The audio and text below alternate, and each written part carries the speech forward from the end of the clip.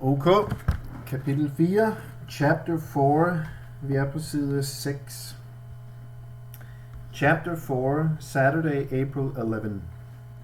It was a beautiful warm Saturday in April at Cape Kennedy in Florida.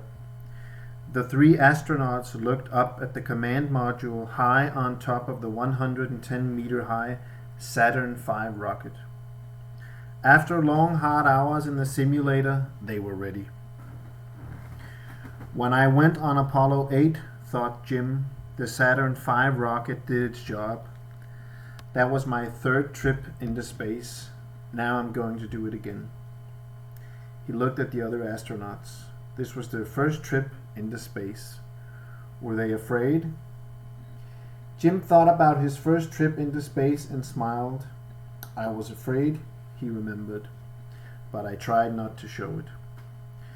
The three astronauts went up to the top of the rocket. Then they got into the command module Odyssey. After the months in the simulator, they knew the command module well. Jim's chair was on the left, Jack's chair was in the middle, and Fred's was on the right. In front of them were the controls, far more than 500 of them. Outside the command module, a man closed the door. The astronauts watched the controls and waited. At the big mission control room in Houston, Texas, the controllers were busy. They could see Apollo 13 on their televisions. "We're ready," said a controller. "Ready," said a second man. Their boss, Gene Kranz, listened. Then he spoke into his radio.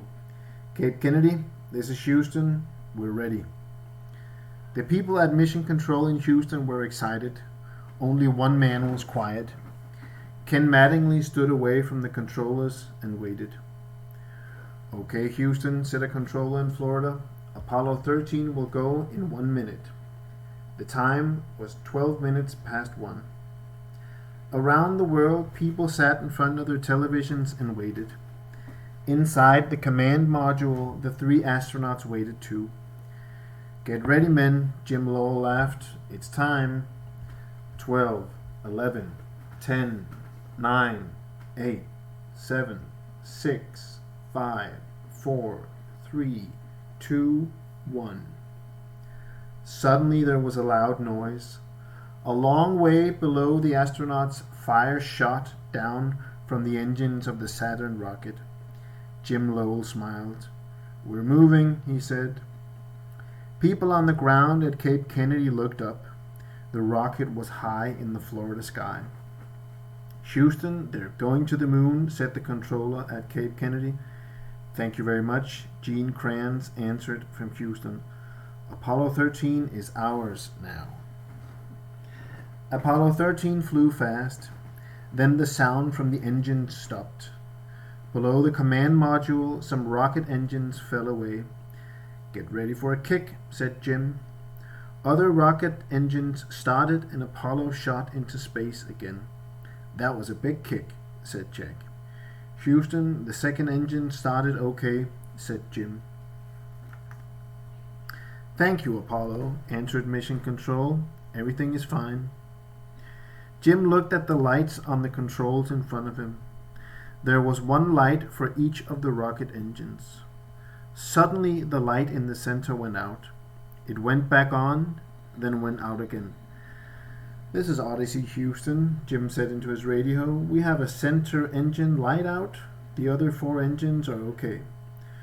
"Right, 13," said Mission Control. "We have the same on our computer here." Inside the command module, Jim and the other astronauts waited. They watched the controls, but the light in the middle didn't come on again. Jim looked at a different control. "The control ends the trip and sends us back to Earth," thought Jim. "Will I have to push it?" Jim closed his eyes and waited. He didn't want to go back to Earth. Not now. He wanted to go to the moon. "Houston, what's the story on Engine 5? He said into the radio. "Engine 5 turned off early," said Gene Kranz. "Do you know why?" asked Jim. At Mission Control, Kranz looked at one of the controllers. "Do we understand the problem?" "No," said the controller. but the other engines are okay. Odyssey, you don't have to come back, said Kranz. The other engines are okay. Thank you, Houston, said Fred. Jim looked at Fred and Jack. Every space trip has a problem, he said with a smile. And that was our problem for this trip. Outside the command module, the sky was dark. Apollo 13 was in space, 160 kilometers above the Earth.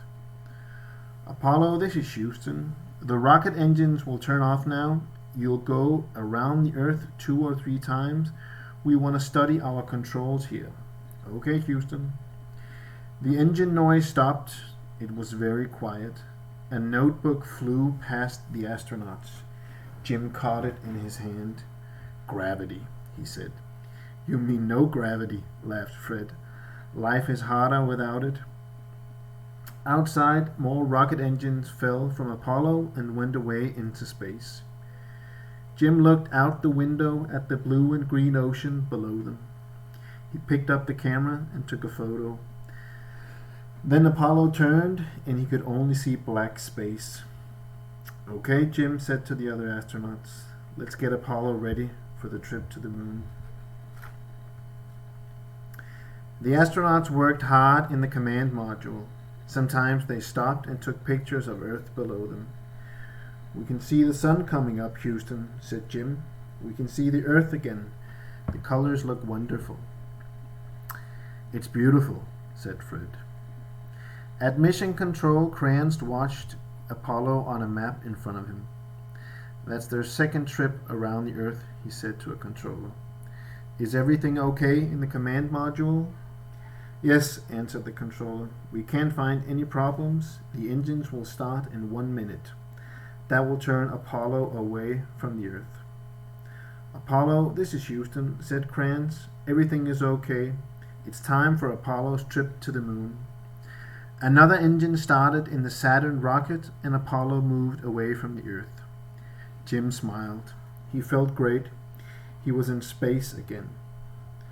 Okay, said Fred. The Earth is behind us now. We can stop the engine.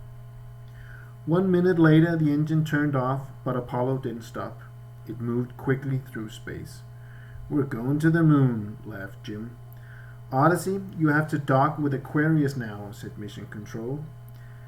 Jim looked at Jack. I hope he can do this, he thought. Jack smiled. I can do it, he said. I know, Jim answered. Jack pushed a control with the letters CSMSEP on it. The command module moved away from the rocket behind it. Slowly it turned and the rocket was in front of Odyssey. Then the outside of the rocket fell away and there inside was the lunar module Aquarius. Jim saw its 4 legs. It's an animal, he thought. 200 meters, said Fred. Outside the window, the lunar module looked close now. 100 meters. Jack carefully moved the controls. It's almost there. 20 meters. Slowly the lunar module and the command module met. There was a loud noise and the 2 modules docked. They were nose to nose in space. Houston, we have the lunar module, said Jim into his radio. Okay, Odyssey, said Mission Control. Jim looked at Jack. Good job, he said. Det var kapitel 4.